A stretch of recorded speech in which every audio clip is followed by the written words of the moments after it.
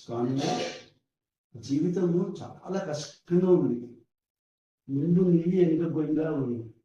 దాచుకొని తిరుగుతున్నాం, మూసుకొని తిరుగుతున్నాం. ఇప్పుడు ఎట్లా అంటారు దీన్ని? ఎట్లా ఏమో అర్థమైతే లేదు. తెలంగాణ ఉన్నది దాని జీవితం అంటుడే అర్థమైతే దానికి ఏం పేరు చెప్తారు చెప్పు.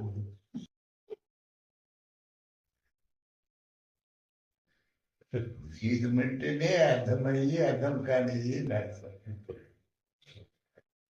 అయినట్టే ఉంటుంది, కాదు కాదంటే ఉంటుంది, అవుతూ ఉంది. ఉన్నంత కాలం ఇంతేనా? బతికినంత కాలం ఇంతే. ఇక మీ అనుభవం అది ఆయన ఒప్పుకోవచ్చు, ఒప్పుకోవచ్చు. ఉన్నంత అనుకున్నాం, మీరు మాట్లాడినా